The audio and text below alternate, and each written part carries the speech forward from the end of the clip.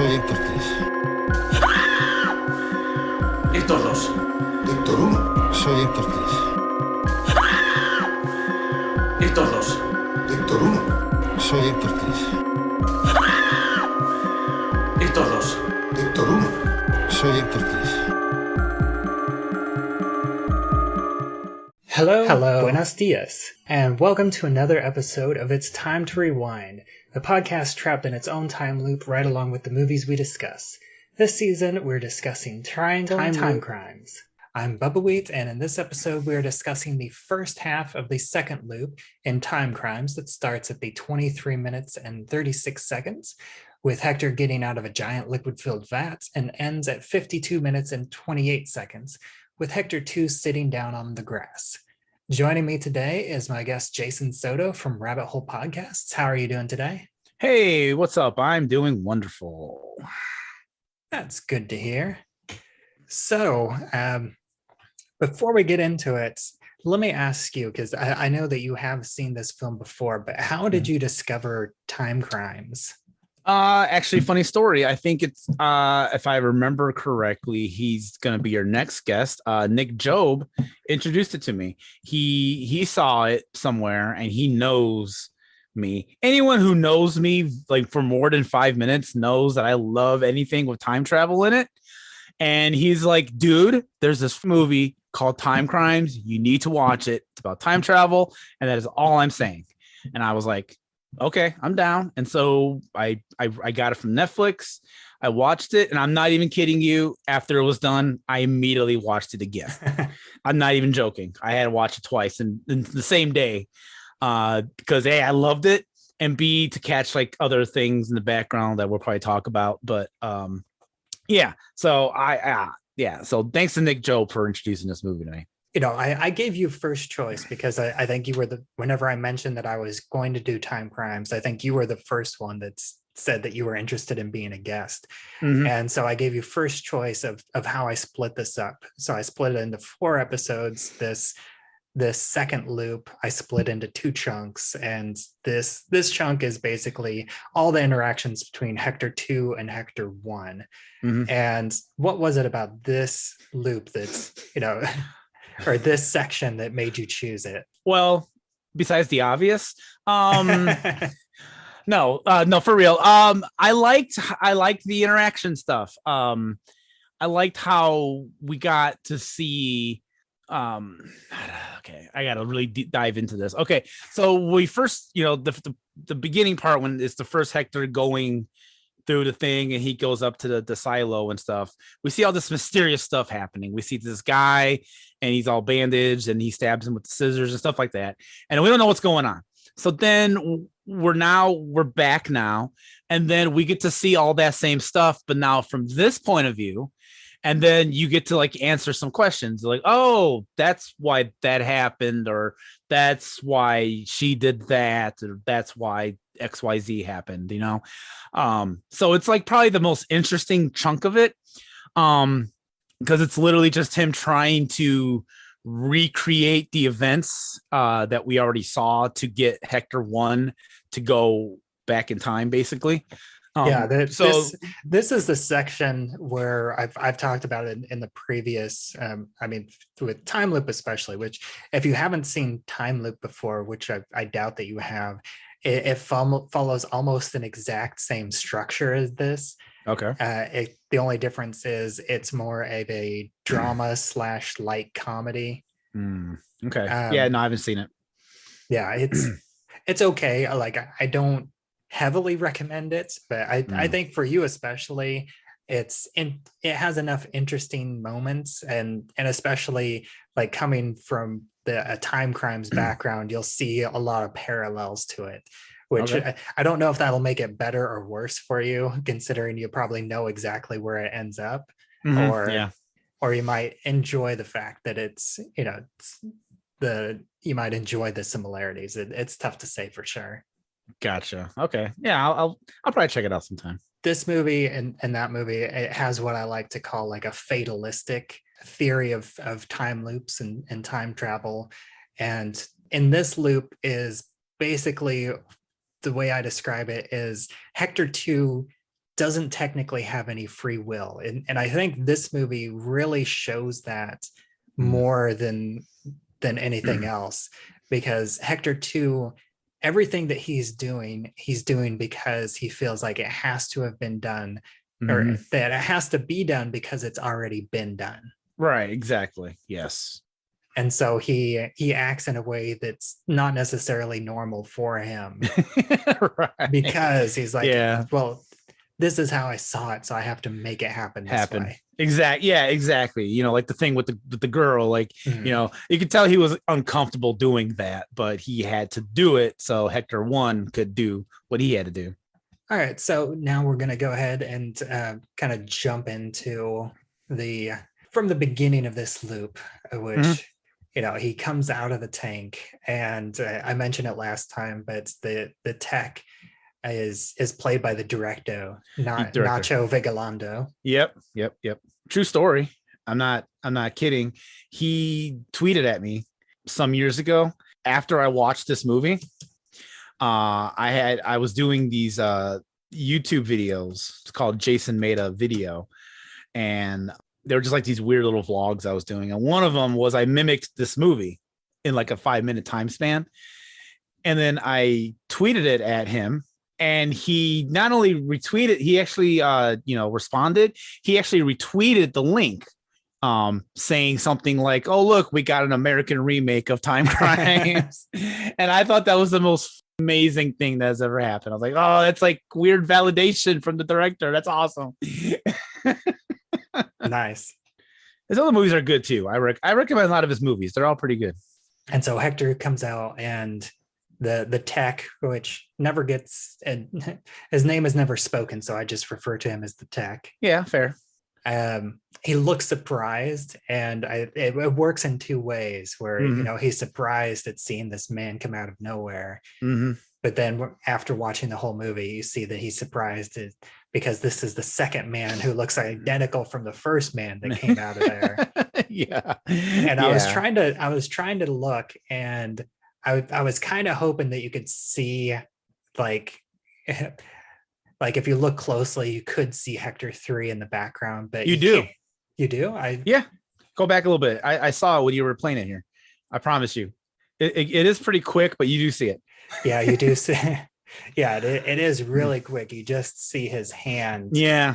From behind, and it's only like literally half a second. It is, yeah. On screen. This was one of the reasons why I went back to rewatch it after the first time, because I wanted to catch all this other stuff. I got another thing too. I'll wait till it comes up. I think it's going to come up in the next 5 minutes here. There's another thing too I'm going to point out. And I think it's interesting too that this tech, you know, he does, the tech as a character is a good actor. Yeah. Because he acts surprised, even though he's basically following the direction of Hector 3. Yes. Yeah, I thought that too. I'm like, he's actually kind of good at lying. Okay, the one thing I was going to mention is kind of coming up. Yeah, there is this tower on top of the silo, which it took me, I think, until, you know, just watching this clip on its own after seeing the movie all the way through twice. I didn't realize until now that this like tower above the silo is the same tower that he sees whenever he's looking through the binoculars out of his bedroom window. So that golf cart. Yeah. Okay. So this is another thing I had to kind of go back and check out, and I'll go ahead and just let it play. But yeah, so this is probably the most interesting like form of time travel that there is in the whole, you know, you just go back a few hours at a time travel. You know what I mean? Yeah, I think, I mean, they give different time periods. Like, I think at first the text says a little while, and then he says an hour, and a little bit later he says an hour and a half. Yeah, that's the other thing about it, is like you never know exactly how far he goes back, and plus it becomes night so fast. Yes.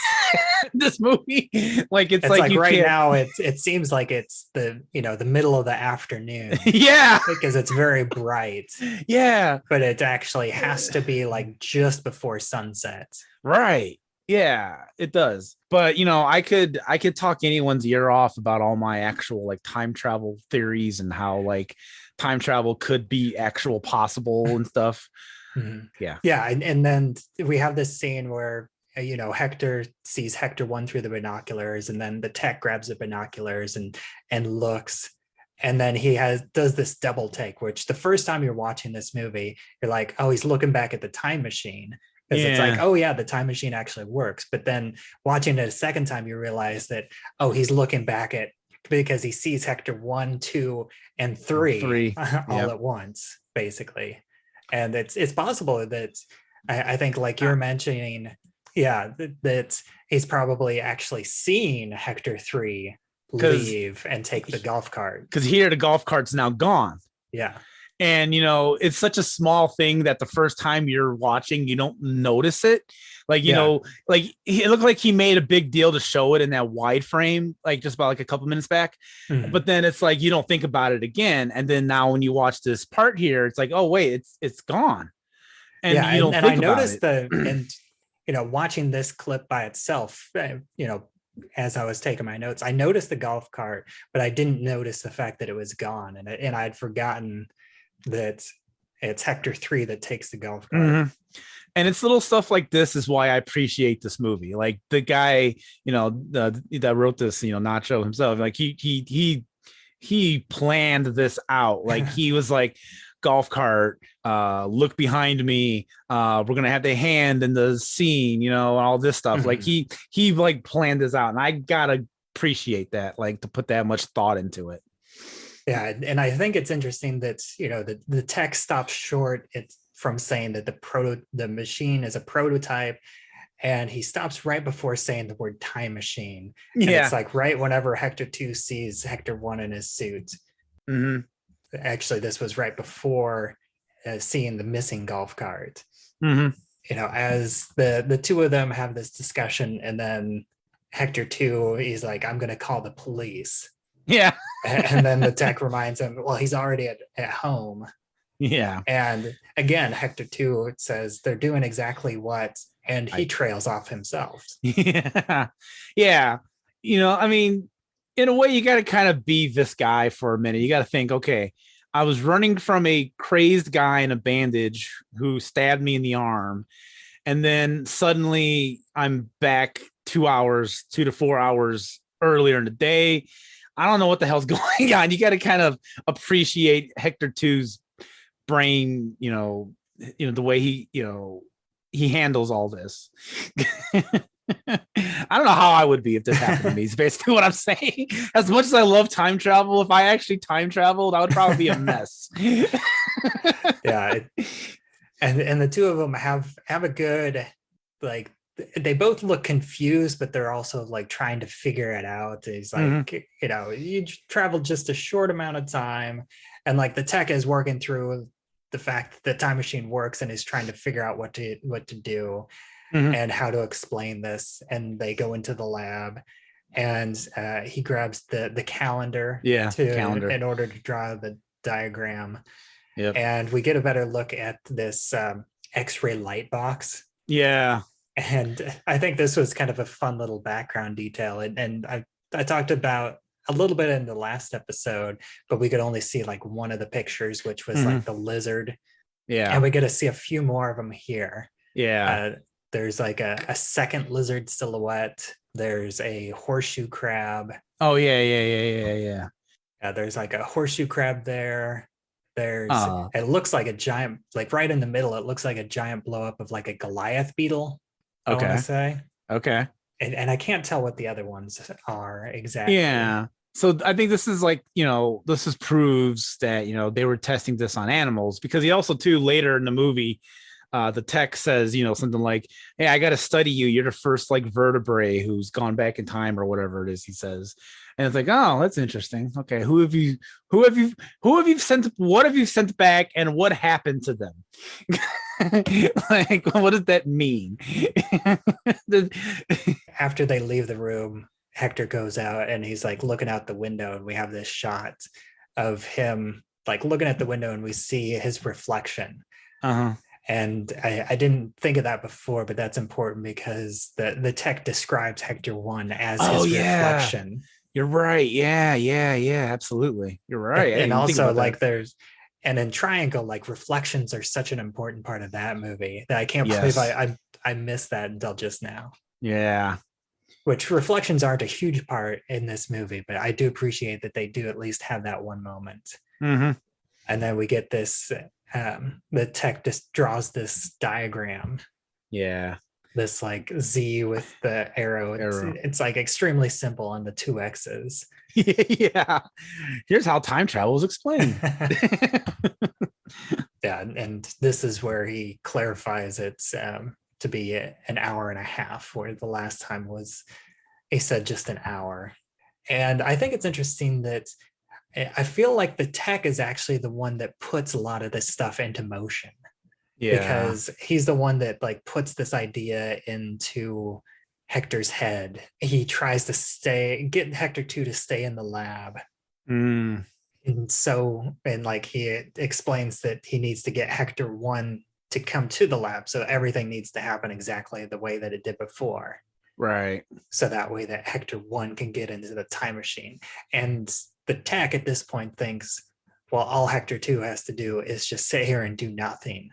And we don't really see it yet, but I think Hector 2 is kind of getting the idea that, well, all this stuff, I have to make sure it happens to make sure that Hector 1 gets into the time machine. Right. And then as the loop plays out, he's starting to realize more and more that what he's done is things that have already happened. And it starts out with this phone call. Yeah. See, this is where it starts getting to like, we see the other end of things that we saw in the beginning. Like now we're on the other end of this phone call, and we get to see what all that was about. And then like there's other little stuff too. Like the music is basically the same. Like there's a radio playing in this scene, and then it's the same song that's playing at Hector's house that we heard at the beginning.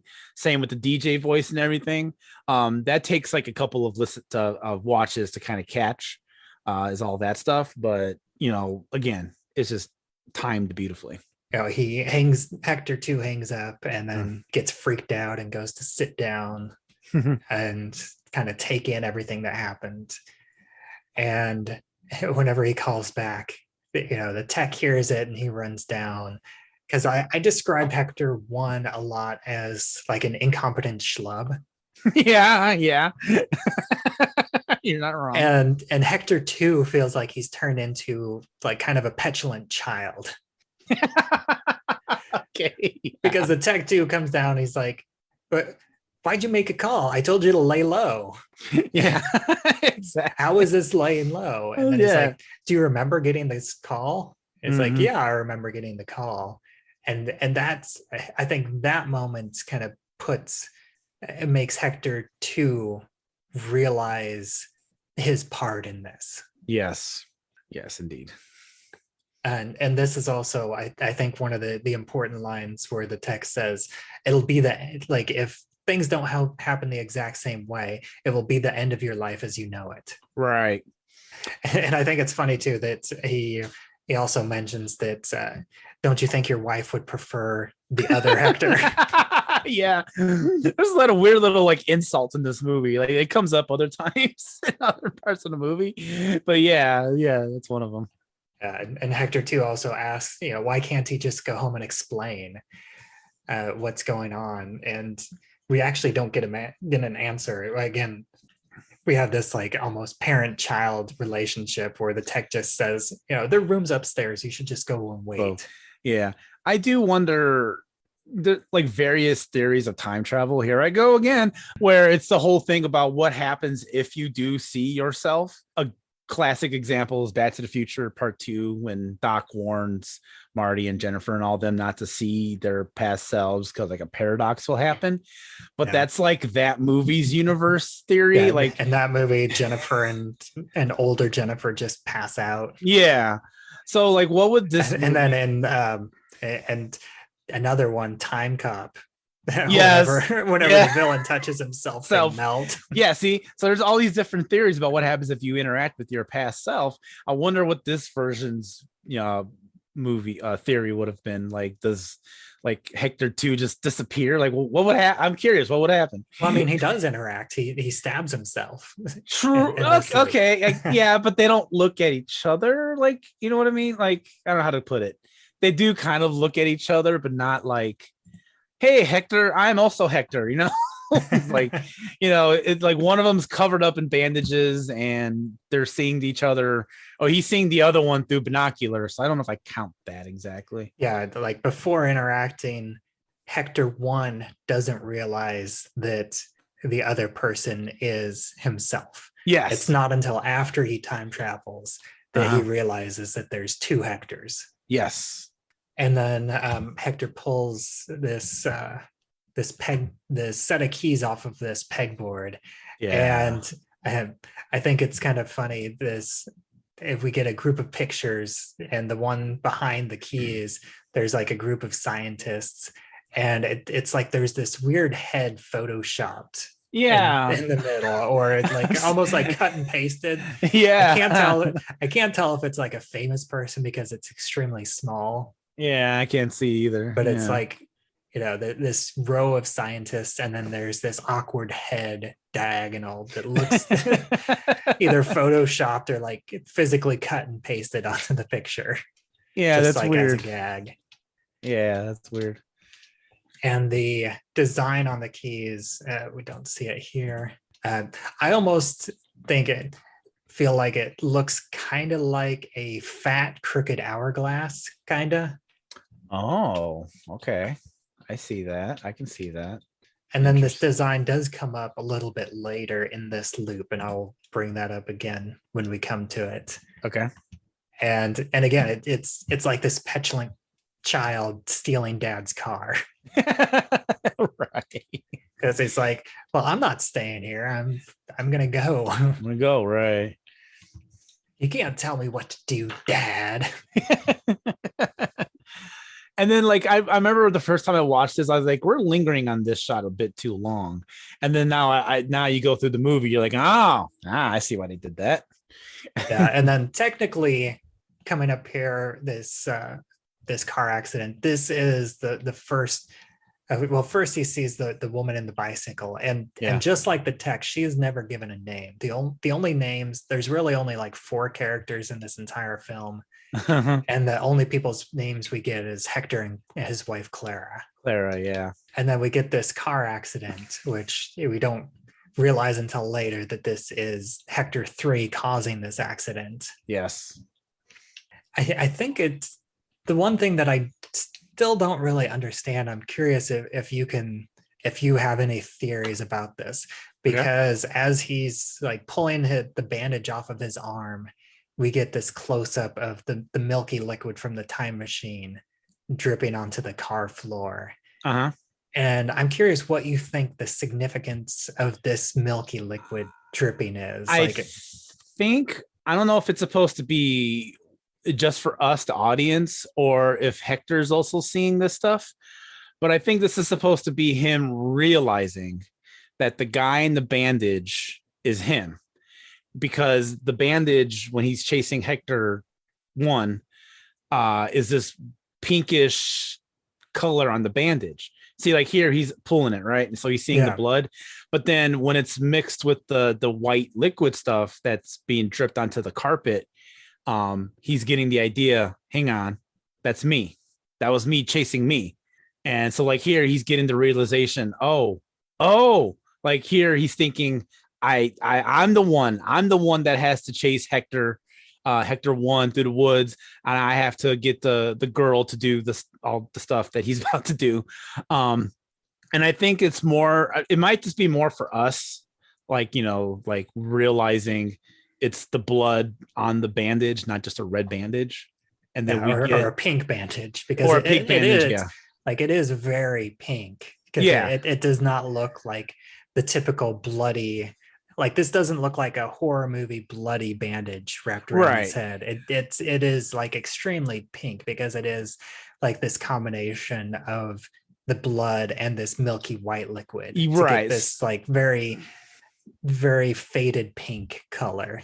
So I think it's supposed to give the idea like, oh, it's him. it's him that's chasing him. Yeah. You know what I mean? I think that's why that's significant. Okay. Yeah, I can agree with that. And then, we see the woman come up to him. Mhm. And I also feel like this, because when Himvery's wrapping the bandage around, he has this audio flashback. Yes, yeah. And I think that's, like you said, that's whenever he gets this realization. But I also think that this is kind of a mental break for him, where this is the point where Hector becomes like almost a different character. Okay. Yeah. Because this is really where he starts acting like a completely different person. Because, the Hector 1 going shopping made him tired to where he needed to take a nap. Yeah. And this is somebody who just had a car accident, and then he feels the need to pressure this woman to take her clothes off so that he can see it through the binoculars. Right. Exactly. Yeah, I think, okay. I like that. I never thought about that, but yeah, that's a good point. And again, I feel like this is kind of this petulant child version where the woman tells him to stay put while she goes for an ambulance, and he insists on telling her that, no, I'm okay. Even though that he has this bandage wrapped around his head. He's got blood splatter on his shirt and pants. Yeah. And this is the first time that we get a good look at the woman's shirt. And do you know the significance? Like, have you ever paid attention to the design on her shirt before? I'm 100% honest. No, I have not. All right. So there's two cats side by side. There's a red cat that's facing to the right and that's straight up. And then there's a exact mirror image of the cat in blue being upside down, facing the other way. Okay. And I've read that this is a representation of Schrodinger's cat. Oh, okay. So the red cat represents the state of the cat being alive inside the box, and then the blue cat represents the state of the cat being dead inside the box. And not only that, but if you see in the middle, like in between their two tails, it has this negative space. No. And that is the exact same like crooked fat hourglass design from the key card.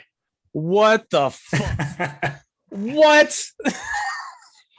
What? Dude, I never noticed that. Oh my God. And not only that, but I feel like the red color of the symbol on the key card, I think is the same color as the red in her pants too. What the fuck? See, man, this movie's deeper than we all thought. Wow. So me pointing that out, do you think that this woman has some connection to the company? That's a good question. That's interesting. I don't know. She's on a bike, right? And so she must live nearby. And she obviously, I guess, could work there theoretically. You know what? I like that. I don't know if that's supposed to be true, but I like that theory. I really like that theory that she could have worked there. She might even know about the time machine or whatever it's called. And, all you had to do is say, I time traveled. And she would have been like, you're not going to believe what I do for a living. Or she could also be like the wife of somebody that works there, or a girlfriend. Okay. Well, yeah. Okay. Yeah. Yeah. It could be that too. But these are things I never thought of when I've seen this movie. Wow. Okay. And then this is also where we get the introduction of the scissors, or technically it's like hair cutting shears. Yeah, yeah. As she mentions that she was just cutting her friend's hair. Yeah. And this is really where he starts acting weird. Yeah. Or Hector. And he hides the shears, and he can't explain, but he says that he needs the woman's help. And again, we see her drop the bike in the exact same spot that Hector 1 saw. And then he gives this coat that the guy that was chasing him was wearing. Yeah, which again, I can't imagine what's going through Hector 2's head at this point and what the woman thinks. It's like I believe she even says, like, why are you grabbing that trench coat? Yeah, well, what are you doing? Yeah, exactly. And he's just Because like, you can see that this trench coat just looks filthy and it's ragged. Yep, yeah. And he's like, nope, I gotta wear this. Yeah. I think this is also really where this section turns into a different type of horror movie. Because I feel like the first loop felt like a slasher where Hector 1 believed that he was being chased by this scissors wielding maniac. Mm-hmm. And now this is more of like a psychological serial killer horror movie where Hector 2 is kind of playing this serial killer that's toying with his victim before he would eventually kill her. Yes, that's a good point. Yeah. Which like Hector 2 doesn't kill her, but Hector 3 does eventually kill her. In his own way, yeah. Mm-hmm. And then we get, I feel like this is kind of a brief return of incompetent schlub Hector, where he looks back at Hector 1 and then she uses that excuse to run off and then he trips and falls and hurts his nose. I almost feel like he's reverting to his previous self because he saw himself in a way. Yeah. He loses a lot of blood in this movie. I'm surprised he's still standing at the end of it. Yeah, and we get brief glimpses of Hector 1 in the same poses that we saw the first time around, with him sitting on the lawn chair looking through his binoculars. And the woman does this dumb horror movie trope where instead of running off, she just hides behind some bushes and waits. Yep. Which is her downfall because he catches her. So he's threatening her, right? And he's like, you do what I'm saying, because I got these scissors, but he's like 20 feet away from her. Like, she can still run. He's nowhere near her. And he's just simply aiming the scissors at her from so far away. I'm like, lady, it's not like it's a gun. Like you can still kind of run, and like, he'll probably catch up to you, but like he's not, he could throw them, but that's not gonna do anything. So it's just kind of. I think it makes sense for her as a character, and for, like, sad to say, women in general, because at this point he's in a position of power, and he's already shown that he can overpower her. I guess. And so she is being compliant rather than risk upsetting him and potentially. Okay, you're right. I didn't think about that, but fair enough. And and this is where Hector turns into a creepy porn producer or porn director. You blew my mind with that shirt design, because now I see it way clearer here. Yeah. And I'm like, I can't believe I never caught that. That's fucking wild. Yeah, and one other thing that I noticed is you can see she has a pierced belly button. Yeah. She doesn't have a belly button ring, but you can see like the hole of the piercing as she's lifting up her shirt. And I also think it's interesting that, the first time we saw this scene, it was all about the voyeurism. Mm-hmm. Because it was about Hector, seeing this woman and focusing on her naked breasts, not even seeing her face. And this time around, it's the opposite, where the focus is entirely on Hector, and we don't actually see any nudity in this scene at all, even though it's because the focus is on Hector and him forcing her to do this. Yeah, exactly. Yeah. And so it's not about the titillation of seeing naked breasts. It's about Hector's mental state and how this is wrong, and it cuts back to her, like, literally right as she's putting the shirt back on. Yeah. See, this is, like I said, this is the thing that I liked about this segment of the movie, is like we get some stuff answered. We see the other end of what's going on. It's like, okay, we saw Hector looking through the binoculars and we see this girl in the woods, and you're like, well, what's that about? And now it's like, oh, here we are getting the recreation of that.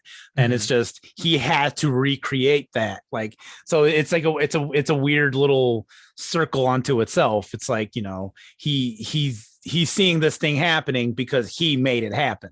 It's not like just something that happened. And also this film is from Hector's perspective. So at this point, Hector is not interested in seeing the girl's breasts.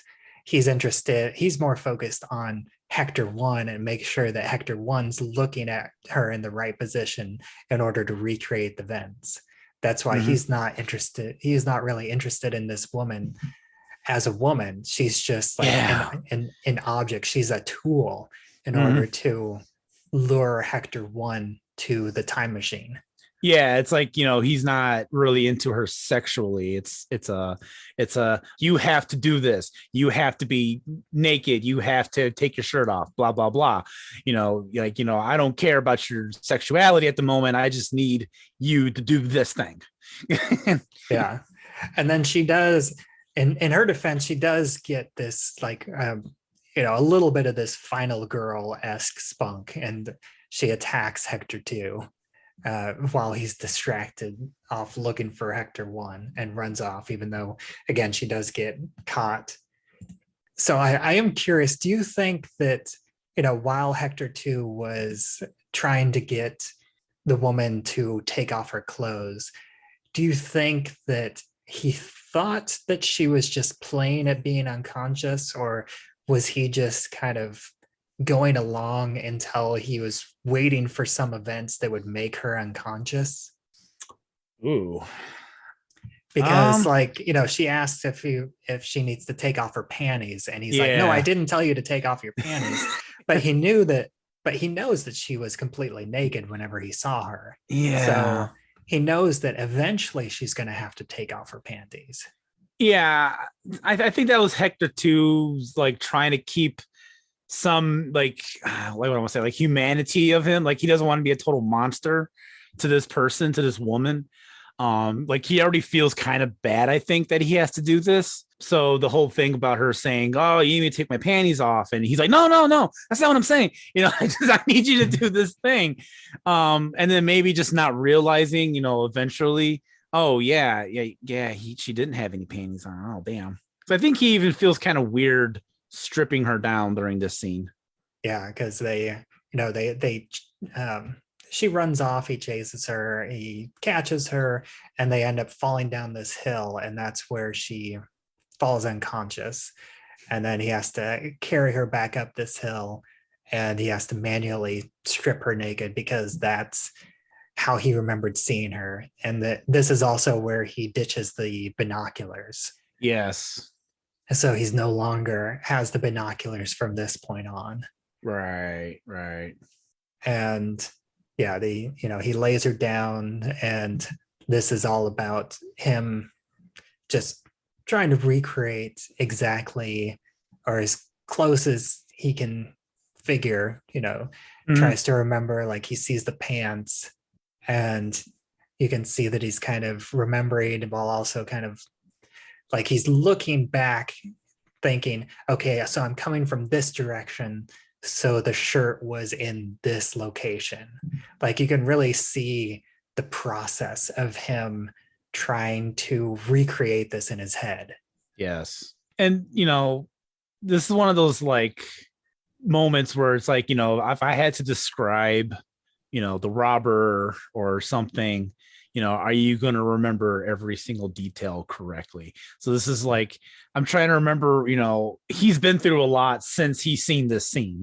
He traveled in time. He saw his past self. He got told by, a guy like, hey, you can't interfere with anything. He got into a car accident. He hit his head multiple times, I think, just in this scene alone. So, trying to remember all that shit. Like if he's able to recreate it perfectly, I give him props. Yeah, and once again, we don't really get a clear shot of her naked at this point. Yeah. The closest we get is we see her naked, but we see her kind of through the trees, so she's partially obscured, because again, we're seeing this from the perspective of Hector 2. Yes. And then again, he comes up behind Hector 1. And I love this moment because he knows that he has to stab Hector 1 in the arm, but he has this like kind of almost fake out where he hesitates, and then he hesitates the first time because he's like, am I really going to do this? And then he gets up the courage and then stabs Hector one in the arm and sees him run off. Yep. Like a little girl. Yeah. Okay. I love that. Yeah. Hector 1 is an interesting person because he's just this schlubby guy, normal everyday guy who's married, and then he just gets wrapped up in all this shit. So by the time he's Hector 2, he's like a completely, like you said earlier, completely different person. And then when he becomes Hector 3, he's like Walt from Breaking Bad. and then I do love this moment. So I think this is where you get a nice, after all this tense stuff about this whole, this compliance and manipulating this woman and forcing her to take her clothes off. Mm-hmm. We get this moment of lightness where he's like, okay, I remember this moment with the finger binoculars. Yeah. And so like he does it, but he's like, no, that's not it. And so he does it again. Yeah. And he does it like 3 times where he's like looking around. Yeah, he's trying to figure out where Hector 1 is at and trying to remember. And then I think he eventually remembers, like, it's like, oh, it's right around here somewhere. Yeah, it's almost like it finally hits him. And then he takes a moment, he takes a breath, and then he's like, yes, this must be the moment. And then he goes through exactly as we saw in the binoculars, where he turns around, he puts the scissors back in his pocket, and then he slowly brings his hands up to be the binoculars. Yep. The hand binoculars, and then turns around, and then we see Hector 1 run off. I have to ask, is there a character in the movie Time Loop where a character or one of the characters' face is covered? Because that's an interesting pattern between all 3 movies, if it is. His face is never covered, but he does have a costume change, and he's wearing a hat. Like his face is obscured, where he sees himself and he thinks that it's a different person and doesn't think that it's himself in the future. Well, there's a theme for you. Yeah. Because I was going to say too, when you mentioned this season of the show, you said Timecrimes and Triangle, and I was so torn about what I wanted to veer on. I know I said Timecrimes, but then a part of me was like, I should do Triangle because I love Triangle as well. Yeah. But I'm glad to be doing this. So yeah, and then he goes and sits down, because at this point I feel like Hector 2 is like mission accomplished. Mm-hmm.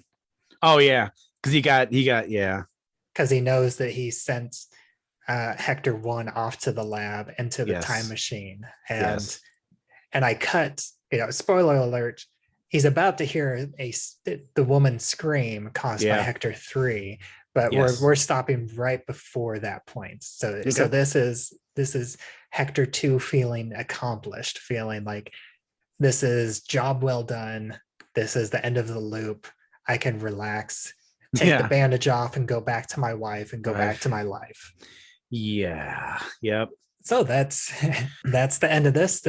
That's the end of my notes. Like, what do you think about this section of this loop as a whole? This section of this, I really enjoy it. I like trying to get, recreate the events that we saw like 20 minutes earlier. Mm-hmm. Trying, because it's a mystery in the first 20 minutes of the movie. It's like, why is this girl unconscious? Why is she naked? Why did I see her standing just 5 minutes ago? Like, what's going on? And then to see it, it's solved. It's like, oh, it's him. He did all this himself. Like, and to see it all, how it matches up, how it plays out. And, to catch all the little things too, like the golf cart or the hand or the music. And all that stuff, just to kind of just catch it. I think this is probably one of the most brilliant scenes of this whole movie, actually. The rest of it becomes like a weird little like thriller. Yeah. I don't want to jump too ahead or spoil anything, but he has like a different mission, and then trying to get that mission accomplished is kind of like a weird like time thriller, if you will. Yeah, or time I think crimes. I think it is interesting that I'm curious where I'm going to go, because I don't have it, fully developed in my head right now, what happens for the next two episodes as I look into this. But Mhm. I think it's interesting that so far it's been like two different types of horror movies. And I'm curious if we're going to get like two more different types of horror movies in the next two sections of the loop, which I think I feel like it might be a bit similar, but because like I said, the first section we have this like slasher where he feels like he's being chased by this crazed killer, and then this one it's more of like a psychological thriller where it's like we're in the mind of a serial killer, where he's like stalking and controlling and manipulating this woman. Mm. And then I think we get at least one, if not two, slightly different types of horror scenarios in the Yeah. next two sections. Yeah. But I'm just because I think I'm done peering about this movie. I just want to say I've seen like 1,000 time travel movies. This is easily like in my top 5. Like, I'm just so thoroughly impressed with everything this movie has done, like the whole movie as a whole. And it's just a really great time travel story. Mm-hmm. And everything about it is just really cool, and I really enjoy it. Yeah, I like to introduce it to people because not a lot of people have heard of it. Yeah. I don't know where Nick... I mean, it is a Spanish language film, right? Yeah, and that kind of throws people off, and it's Spain Spanish, not Mexico Spanish. Right. Yes, I did. Yeah, because I know a little bit of Spanish, and I did not know anything they were saying in this movie. But yeah, and depending on, like, I got the DVD, which is dubbed, which is fine. But I lent it out to somebody, so I had to watch it on HBO Max, which is subtitled, which is also fun. Yeah, I am curious to see like how different the dub would be. But I do think it's interesting. The voice acting's kind of strange a little bit, because you could tell it, like, what they're saying doesn't kind of match with what they're doing necessarily. I can't really explain it. So it's like more of a lazy dub, kind of a little bit. Yeah. Like, there's this, like, the part, I'm only thinking of this one part that we didn't touch on, but it's later in the movie when Hector 3 throws the walkie-talkie to the ground. He throws the walkie and then he makes a statement about something, and then it sounds like he's supposed to throw it after he says that. That's the best way I can describe it. I don't know, but I still don't mind it. It doesn't bother me. It doesn't take away from the story or anything about it, and I still very much like it. It's kind of, in a weird way, a fun movie, even though terrible things happen to people. I understand that, but it's kind of fun just to see a time travel story, and then it's like, oh, I got to recreate all this, and now I'm seeing all these events from this point of view, and I think that's just awesome. I just very much enjoy it. Yeah, I think it's dark. It's almost like a like a black comedy in a way. Yeah, because exactly. It does have a lot of like subtle humor sprinkled throughout, even though what's happening is very dark, especially the ending, which I'll get to more whenever I get to that episode. But I do love where this film goes in its ending. Exactly. Yeah, it is an interesting ending, and I won't spoil it either. But one final thing I'll say, and then whatever, we can wrap up, is there's been like the director on Twitter has talked about like an American remake off and on Twitter. And I think one of the questions is like, who would play Hector? And I don't know why this last time when I was watching it, I kept picturing Tony Shalhoub. Like, you know what I mean? Like, I kind of can see Tony Shalhoub doing a good job on this. Yeah, I think that would be, a great choice, because I feel like he might. I haven't seen him recently. He might be just a little bit too old at this point. Maybe. But if he still looks in decent shape, like I think Monk era Tony Shalhoub would be perfect. I think that's what I was thinking. But that's been what, like 10-15 years ago now. Yeah, you're right. I haven't seen Tony Shalhoub in a minute, but that's just who I kept picturing. But of course, they'll probably get like Tom Cruise or some shit. Adam Driver. Yeah, exactly. So all right. I just wanted to bring that up really quick. Keanu Reeves. Yeah, I would watch that.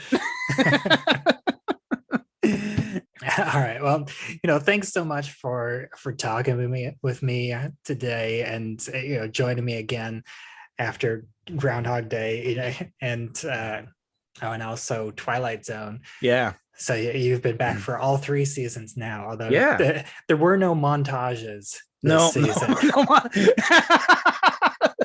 Damn it. I wrote in my clause, I only do montages. I'm suing you.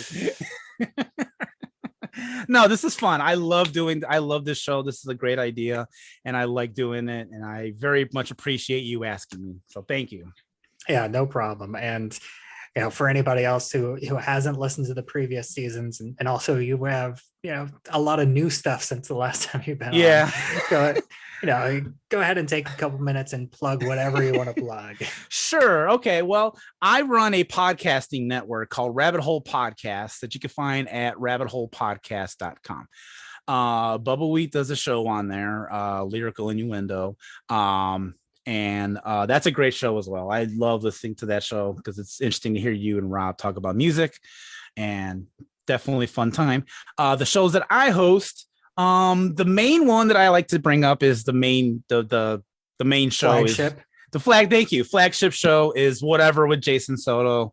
It's a comedy podcast. We just basically be silly for an hour and a half, kind of turn our brains off and do stupid dick jokes just to make the internet laugh. That's just kind of what we do there.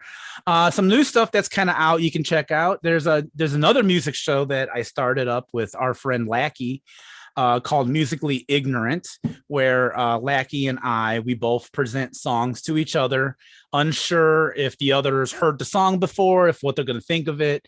We listen to it, and then we discuss it, and then we say if we like it or not. It's a very simple show. It's not very long. It's like 20 minutes tops. And so far, it's been a lot of fun. When this episode comes out, I don't know how many will be out by then, but there should be a good number. But I'm enjoying doing that. There's another one that I started with Nick Job and Rob Branch called I Have a Weird One, where we just share weird stories to each other. I usually do like true crime stories that kind of creep people out. Nick does like weird historical stories, and there's a bunch of other ones, older ones that you can check all of those out over at rabbitholepodcast.com. And as always, I am Bubbawheat, and you can find me at flights, tights, and movie nights.com. You can listen to this show, It's Time to Rewind, on anchor.fm, as well as anywhere else that you listen to podcasts.